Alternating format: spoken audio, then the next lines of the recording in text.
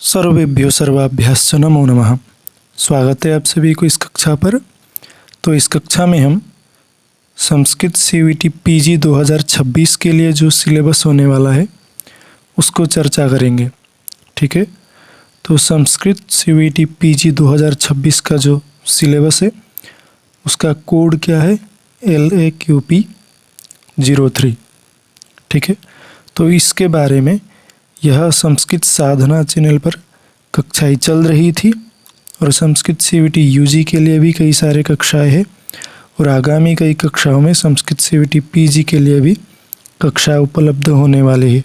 ठीक है, बहुत सारे विषयों को ऑलरेडी यहाँ पर पढ़ाया गया है, वह सब आप सब जाकर के चैनल के प्लेलिस्ट में देख सकते हैं। तो सबसे पहला देखते हैं कि 75 प्रश्न रहेंगे, 75 क्वेश्चंस जो कि सब्जेक्ट से होगा, यानी संस्कृत से 75 क्वेश्चंस होंगे। ठीक है, और मीडियम जो है वह संस्कृत ही रहेगा, अन्य भाषा में प्रश्न देखने को नहीं मिलेगा।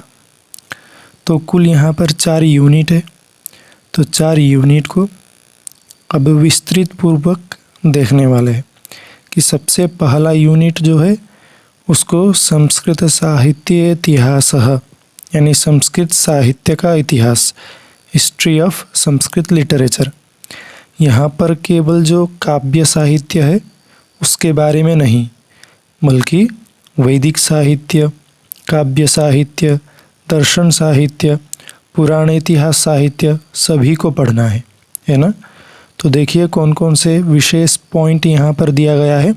वैदिक संहिता, तो सभी संहिता, फिर ब्राह्मण ग्रंथों का चर्चा, फिर आरण्यक का चर्चा और उपनिषद का चर्चा, फिर वेदांग जितने भी हैं, षड वेदांग, शिक्षा, कल्प, व्याकरण, निरुक्त, छंद, ज्योतिष, तो सभी के बारे में अध्ययन करना है। फिर दर्शन, दर्शन में षड आस्तिक दर्शन और 3 नास्तिक दर्शन, उन सब के बारे में केवल परिचय नहीं, ग्रंथों से भी विषय को अच्छे प्रकार से देखना है। फिर रामायण, महाभारत, पुराण है ना, उनके विषय वस्तु, परिचय, फिर विशेष में कुछ सूक्तियाँ जो है उन सभी को ध्यान में रखना है। फिर कवयः तेषां कृतयश्च, कवि और उनके कृतियाँ है ना।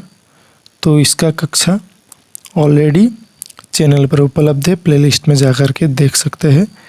भासः, अश्वघोषः, कालिदासः, भारविः, भट्टिः, शूद्रकः, भवभूतिः, सुबन्धुः, माघः, बाणभट्टः, दंडी, श्रीहर्षः, कल्हणः, तो सभी आचार्यों का परिचय और उन सब के जो कृतियाँ हैं उन सबको ध्यान में रख कर के देखना है।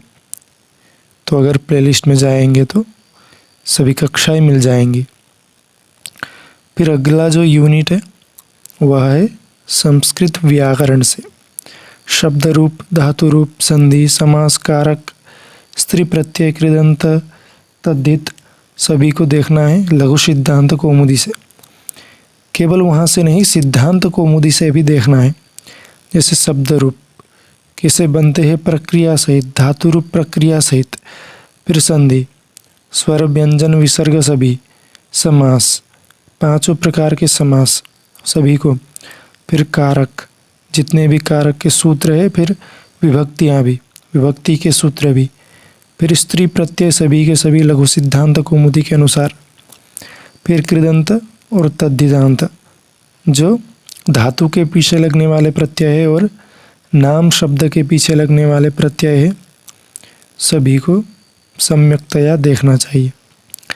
फिर यूनिट 3 जो है वहाँ पर संस्कृत काव्य शास्त्रम छंद शास्त्रम है ना, काव्य शास्त्र और छंद शास्त्र, जहाँ पर आलंकारिक कई हुए हैं जिन्होंने काव्य शास्त्र ग्रंथों को रचना करके संस्कृत साहित्य को समृद्ध किया। जैसे भरत है ना, जिन्होंने नाट्य शास्त्र रचना किया, भामह काव्य अलंकार रचना करते हैं, दंडी काव्य दर्श की रचना करते हैं, वामन काव्य अलंकार सूत्रवृत्ति, आनंदवर्धन है ना, ध्वन्यालोक, कुंतक, वक्रोक्ति जीवितम, मम्मट काव्य प्रकाश, क्षेमेंद्र औचित्य विचार चर्चा, विश्वनाथ साहित्य दर्पण, इन सब का परिचय, इनकी कृतियाँ, फिर इनके मुख्य जो तत्व है, मुख्य जो काव्य के बारे में या फिर अन्य विषयों के बारे में, रस के बारे में जो बताया है, अलंकार के बारे में, यह सब। फिर प्रसिद्ध जो अलंकार, शब्द अलंकार, अर्थालंकार, उभयालंकार, प्रसिद्ध उन सबको देखना है। फिर प्रसिद्ध छंद जो कि वर्णिक छंद, मात्रिक छंद इत्यादि है सभी को। फिर वैदिक छंद का भी सामान्य परिचय देखना है। फिर नाट्य तत्व, नाटक के बारे में जितने भी तत्व उपलब्ध होते हैं। फिर रस निष्पत्ति, जो भरत का रस सूत्र है, विभावानुभाव व्यभिचारी संयोगाद रस निष्पत्ति, उसको देखना है। फिर अगला जो अंतिम यूनिट है वहाँ पर संस्कृत साहित्य ग्रंथाः, तो इन ग्रंथों को विशेष प्रकार से संपूर्णतया अध्ययन करना है। जैसे अभिज्ञान और शाकुंतलम, इसको शब्दशः प्रारंभ से लेकर अंतिम तक अध्ययन करना है, कहीं से भी प्रश्न पूछा जा सकता है।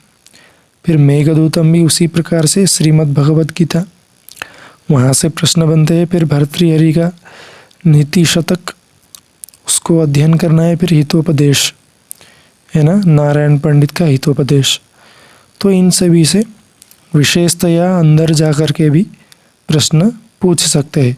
तो यहाँ पर कई सारे विषय जो है वह ऑलरेडी कक्षाएं उपलब्ध है, उन सबको देख सकते हैं, अनुकरण कर सकते हैं। जैसे छंद के बारे में, अलंकार के बारे में, आलंकारिक आचार्यों के बारे में, शब्द रूप, धातु रूप, संधि, समास, कारक, स्त्री प्रत्यय, कृदंत, तद्धितांत, इनके भी कक्षाएं उपलब्ध है। फिर यह देखिए, ये सभी जो कवि है, आचार्य है, इन सब की कक्षाएं उपलब्ध है, अच्छे प्रकार से वर्णना किया गया है।